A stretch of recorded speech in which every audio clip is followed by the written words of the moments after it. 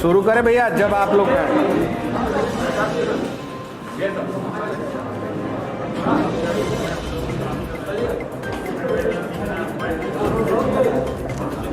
अरे भैया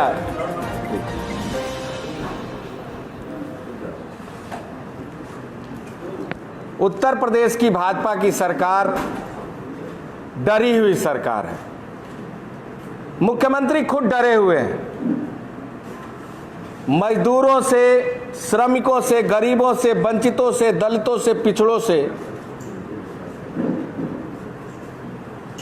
लगातार उनका घृणा का भाव स्पष्ट रूप से उत्तर प्रदेश के सामने है। उत्तर प्रदेश की जमीन पर लगातार जिस तरह श्रमिक पैदल चलने पर विवश थे, पैरों में छाले पड़ रहे थे, आकस्मिक रोज दुर्घटना का शिकार हो रहे थे, फिर भी इस सरकार को तनिक भी उनकी चिंता नहीं हुई। जब आदरणीय श्रीमती प्रियंका गांधी जी ने 1000 बसों को देकर अनुमति चाहिए, इस सरकार का चेहरा बिल्कुल स्पष्ट हो गया। यह सरकार ने 3 दिन तक अनुमति नहीं दी। 3 दिन बाद जब प्रमुख सचिव गृह का पत्र आया, उन्होंने हमारे राष्ट्रीय महासचिव के निजी सचिव से पत्राचार किया और पत्राचार के दौरान उन्होंने अनुमति देने की बात कही। उन 1000 बसों की जगह 1093 बसों की सूची उत्तर प्रदेश के सरकार को दी गई। यह सरकार ने कहा कि कल रात तक और परसों सवेरे तक आप लखनऊ में बसों को लाकर खड़ा करिए, जो कि व्यवहारिक नहीं था।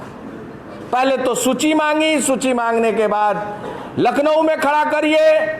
जब हमने कहा कि हम गाजियाबाद और नोएडा बॉर्डर पर देना चाहते हैं, तो फिर मीडिया को उन्होंने कहा कि हम नोएडा और गाजियाबाद पर 1 घंटे के अंदर 12 बजे तक बसों को खड़ा करे कांग्रेस पार्टी।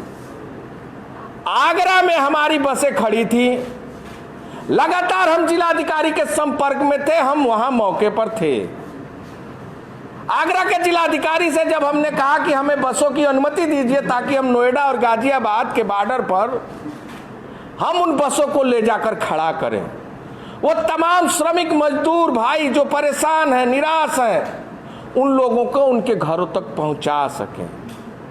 जब बसों की लंबी कतार देखी तो डीएम ने स्पष्ट रूप से कहा कि सरकार की अभी कोई अनुमति मेरे पास नहीं है, केवल मीडिया में बयानबाजी सरकार कर रही है।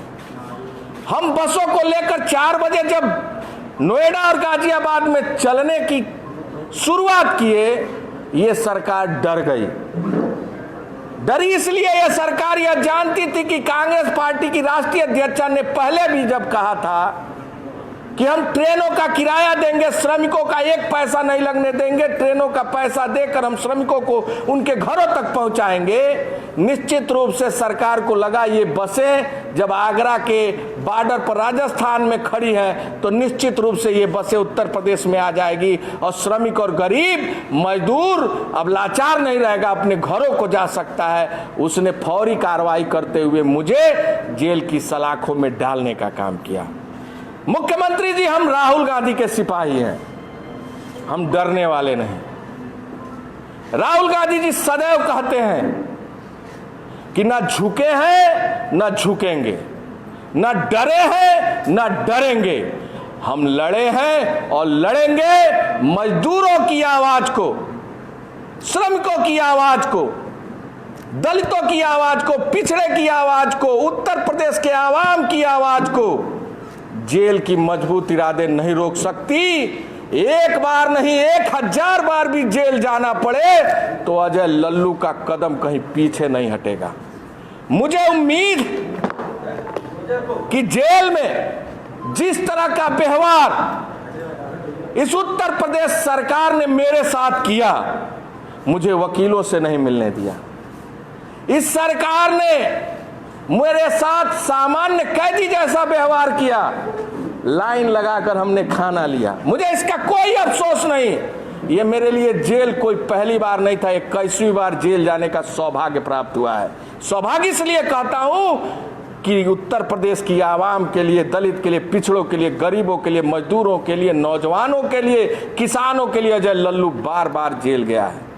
मेरे लिए भावुक पल वो था जब उत्तर प्रदेश में आदरणीय प्रियंका गांधी जी के नेतृत्व में, आदरणीय प्रियंका गांधी के नेतृत्व में 1,15,00,000 लोगों को सेवा सत्याग्रह के आंदोलन के माध्यम से उत्तर प्रदेश के उन तमाम लोगों को भोजन और राशन पहुंचाने का काम कांग्रेस पार्टी ने किया। मुझे जेल में चिंता थी इस बात की कि वो श्रमिक मजदूर भाई किस हालात में होंगे, पैदल भूखे नंगे चलने पर विवश होंगे। काश मैं आज रहता तो उन लोगों को भोजन राशन की व्यवस्था कराता। मुझे गर्व इस बात का है कि कांग्रेस का कार्यकर्ता और नेता लगातार इस लड़ाई में लड़ते रहे। मैंने जेल से भी एक चिट्ठी लिखी और चाहा कि ये चिट्ठी उत्तर प्रदेश की आवाम को जाए, लेकिन इस सरकार ने और अधिकारियों ने यह हवाला देकर यह कह दिया कि ये जेल मैनुअल के खिलाफ है। मैं हतप्रज्ञ था कि उत्तर प्रदेश में मैं तमकुही राज क्षेत्र का एक विधायक हूं और विधायक होने के बाद भी विधायक को, सरकार को, उत्तर प्रदेश की जनता को पत्र लिखने का अधिकार नहीं है। ये मेरे लिए एक बड़ा शोचनीय विषय था। लगातार सेवा और संकल्प के भावना से कांग्रेस के कार्यकर्ताओं ने सड़कों पर संघर्ष किया। हम आभारी हैं उन नेताओं के, कार्यकर्ताओं के जिन्होंने इस लड़ाई को मजबूती के साथ लड़ने का काम किया। मेरे लिए एक और भावुक पल था जब आदरणीय श्रीमती प्रियंका गांधी जी ने जो हमारे लिए शब्द लिखा। मैं ऋणी हूं और निश्चित रूप से यह विश्वास और भरोसा दिलाता हूं कि उत्तर प्रदेश के आवाम की आवाज अजय लल्लू बनेगा, मजदूरों की आवाज बनेगा, नौजवानों की आवाज बनेगा, किसानों की आवाज बनेगा। अजय लल्लू कभी दमन से, कभी डर से, कभी सरकार के अत्याचार से, जुल्म से झुकने का काम नहीं किया है। इस सरकार को निश्चित रूप से अजय लल्लू से विरोध हो सकता है, कांग्रेस पार्टी से विरोध हो सकता है, लेकिन अजय लल्लू लड़ाई जारी रखेगा। धन्यवाद। जी,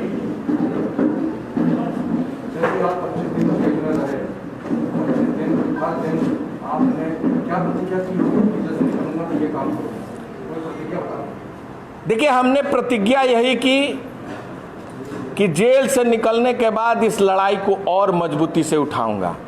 ये सरकार डरी हुई सरकार है, इसलिए बार बार कहता हूं कि लगातार जो भी इनके जुल्म जाति के खिलाफ अगर पत्रकारों ने आवाज उठाई, पत्रकारों के ऊपर मुकदमा किया, अगर सामाजिक संगठनों ने आवाज उठाई, सामाजिक संगठन के लोगों के ऊपर मुकदमा किया, तमाम राजनीतिक पार्टियों के ऊपर मुकदमा लगाकर ये सरकार चाहती थी कि हम डरा देंगे, वो अजय लल्लू को नहीं डरा सकती। अजय लल्लू ने संकल्प लेकर जेल से रिहा होने के बाद आपने देखा होगा मेरे चेहरे पर मुस्कान था। मुस्कान इसलिए था कि मैं और भी मजबूत हुआ हूं अपने इरादों से। उन तमाम उत्तर प्रदेश के आवाम के लिए, उन तमाम उत्तर प्रदेश के नौजवानों के लिए, किसानों के लिए, गरीबों के लिए, शोषितों के लिए, वंचितों के लिए जो मैंने रात दिन उस जेल में प्रतिज्ञा ली है कि और भी मजबूती के साथ उनकी आवाज को उठाऊंगा। ये सरकार लगातार भ्रष्टाचार के आकंठ में डूबी है। जिस तरह की भ्रष्टाचार पिछले समयों में लगातार खुलती चली आई, यूपीएससी के पेपर लीक हुए, एसडीएम और सीओ इसी प्रदेश में 50 लाख मर बनाए गए, पुलिस भर्ती का घोटाला, शिक्षक भर्ती का घोटाला, बीएचएफएल का घोटाला, समाज कल्याण विभाग का घोटाला, और अब तो अभी आपने देखा होगा शिक्षा विभाग का कितना बड़ा घोटाला, शिक्षक भर्ती का 69,000 शिक्षकों का, जिसमें एमआरसी लागू करके दलित और पिछड़ों के हक पर डाका डालने का भी काम इस सरकार ने किया था। कितनी बड़ी गड़बड़ी सामने आई। सरकार के मंत्री के पीए उसमें इन्वॉल्व हुए, सरकार के जिला अध्यक्ष उसमें इन्वॉल्व हुए, और सरकार के मुख्यमंत्री कहते हैं कि यह सरकार जीरो टॉलरेंस पर काम कर रही है। इस सरकार पशुधन विभाग के का 9 करोड़ 20 लाख रुपए का टेंडर मंत्री के पीए के द्वारा, क्या मंत्री की संलिप्तता नहीं है? थोड़ी भी नैतिकता बची हो तो बेसिक शिक्षा मंत्री और पशुधन मंत्री को इस्तीफा दे देना चाहिए। सरकार यह जानती है, इसलिए लगातार इन घोटालों पर पूरी तरह पर्दा डालने का प्रयास कर रही है। मुख्यमंत्री भी इसमें संलिप्त है, इसलिए लगातार इस पूरे घोटाले को छुपाने का काम कर रहे हैं।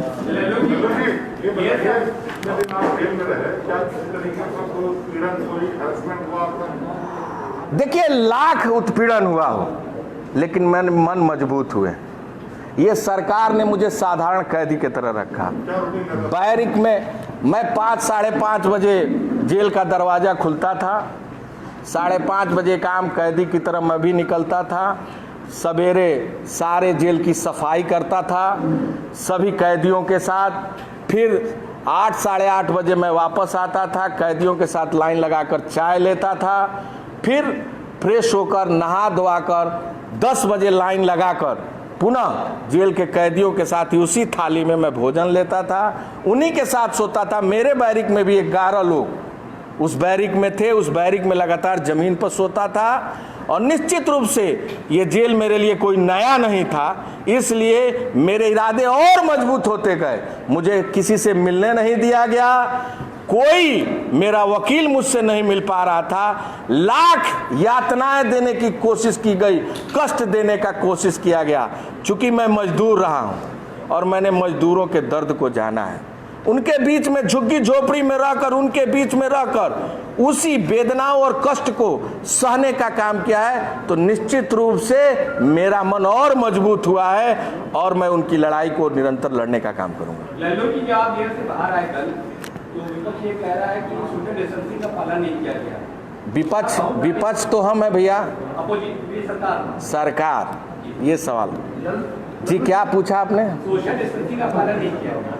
चूंकि वो भावुक पल था और एक बेटा और एक पार्टी का कार्यकर्ता जेल से बाहर आ रहा था, निश्चित रूप से कार्यकर्ता अपने आप को रोक नहीं पाए और उस भावुक पल में सब एक दूसरे से गले मिलकर खुशियां मना रहे थे। मुझे लगता है कि वो एक भावुक पल में लोग हर चीज़ भूल जाते हैं। जेल में रहे, कम से कम जेल के अंदर की क्या व्यवस्था है वो तो कम से कम बता दीजिए कि सरकार जेल के अंदर क्या व्यवस्था कर रखी है। इतना लंबा समय आपने गुजारा यात्रा करके, उसके अभी बता दें कि बाद में बता दें?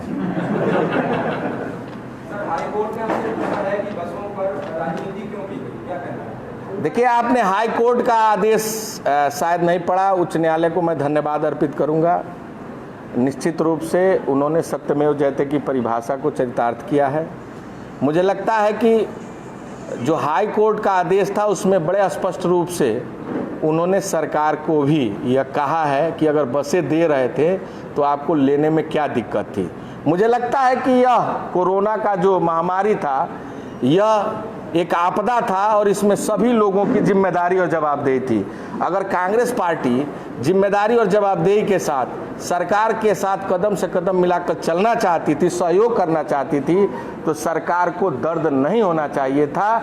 निश्चित रूप से यह सरकार घबराई हुई थी। वह जानती थी कि अगर बसों का इस्तेमाल कर लेंगे तो शायद हमारा उत्तर प्रदेश में किरकिरी होगा, इसलिए उन्होंने बसों को नहीं लिया। बिल्कुल, मैंने उनको धन्यवाद दिया और उनके जो लेख थे वो मेरे लिए बहुत ही मेरे हौसले को बढ़ाने वाले थे। मैं इसके लिए उनको धन्यवाद अर्पित करता हूं और अपने नेता आदरणीय राहुल गांधी जी को। आपके साथ जितने जिला कार्यकर्ता गिरफ्तार हुए थे, क्या उनको रिहा कर दिया गया? मुझे लगता है कि 69 लोगों पर मुकदमा हुआ प्रदेश भर के कांग्रेस के कार्यकर्ताओं पर, जो कि निश्चित रूप से इस सरकार की मानसिकता को दर्शाता है। अगर पार्टी का कार्यकर्ता कोई भी गिरफ्तार होगा तो पार्टी के लोग आंदोलन करते हैं। ये सरकार उन्हें दबाना चाहती थी, डराना चाहती थी। अरे हम अंग्रेज़ों से लड़े हैं और अंग्रेजी हुकूमत को जब इस देश से भगा चुके हैं तो ये उत्तर प्रदेश की सरकार कोई बड़ी चीज़ नहीं। अभी जो आपने बात कही, कोर्ट ने ये भी कहा है कि ऐसे विपदा के समय में कहीं ना कहीं कांग्रेस ने सरकार को उठाने का भी काम किया। कांग्रेस की कांग्रेस ने ऐसे विपदा के काल में बसों के नाम पर सरकार को उठाने का भी काम किया। देखिए, उलझाना मुझे लगता है ये शब्द सही नहीं होगा। हम कोर्ट के प्रति का सम्मान करते हैं, न्यायपालिका हमारे लिए सर्वोच्च है और मैं उसके प्रति आभार व्यक्त किया हूं और करता रहूँगा। मुझे लगता है कि ये उलझाने की प्रक्रिया नहीं थी। सरकार ने जिस जिस रूप में हमसे नंबर मांगा, जिस रूप में हमसे कागज़ मांगा, हमारे जो राजस्थान के उप मुख्यमंत्री श्री सचिन पायलट जी ने भी प्रेस कॉन्फ्रेंस किया था, उसमें स्पष्ट रूप से कहा था कि 1032 बसों का एमडी का हस्ताक्षर किया हुआ उन्होंने आदेश दिखाया था कि ये सारी बसें का नंबर सही है, ये बसें सही है, सरकार को इस्तेमाल करना चाहिए था। लेकिन उत्तर प्रदेश सरकार का तो मंशा ठीक नहीं था।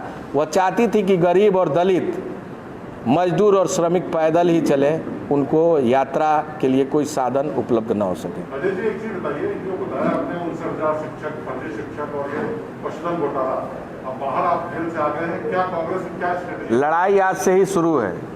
इस सरकार का चेहरा बेनकाब करेंगे, भ्रष्टाचारी सरकार का चेहरा पूरे उत्तर प्रदेश में उजागर करेंगे और निश्चित रूप से इस लड़ाई को अंजाम तक पहुंचाएंगे। जब तक ये सरकार अपनी गलती नहीं मानती, उत्तर प्रदेश के नौजवानों से माफ़ी नहीं मांगती, उत्तर प्रदेश के नौजवानों के भविष्य के प्रति यह सकारात्मक रुख नहीं अपनाती, मंत्री इस्तीफा नहीं देते, तब तक लड़ाई कांग्रेस जारी रखेगी। जैसा कि आपने अभी कहा कि कोई कार्यकर्ता या अध्यक्ष गिरफ्तार होता है तो पार्टी आंदोलन, अध्यक्ष नहीं कहा हमने, कार्यकर्ता अगर गिरफ्तार होता है तो पार्टी आंदोलन करती है, लेकिन जब आप गिरफ्तार हुए तो पार्टी बिल्कुल खामोश थी। पूरे उत्तर प्रदेश में आंदोलन हुआ।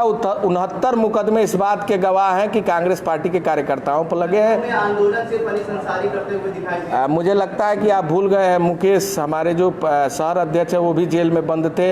अनीश जो हमारे यूथ कांग्रेस के नौजवान साथी है वो भी जेल में बंद थे। आप को संज्ञान होना चाहिए, इन लोगों के ऊपर भी मुकदमे दर्ज हुए। मैंने बता दिया, वो बोल दिया था। अभी पूछा था एक सवाल साथी ने। सुप्रीम कोर्ट में जो है उत्तर प्रदेश सरकार की 2500 सब इंस्पेक्टरों को नियुक्ति की मांग को ठुकरा दिया। चूंकि मैंने उस अभी पूरे उनके आदेश को देखा नहीं है, तो देखने के बाद ही मैं कुछ बता सकता हूँ। थैंक यू, बहुत बहुत धन्यवाद।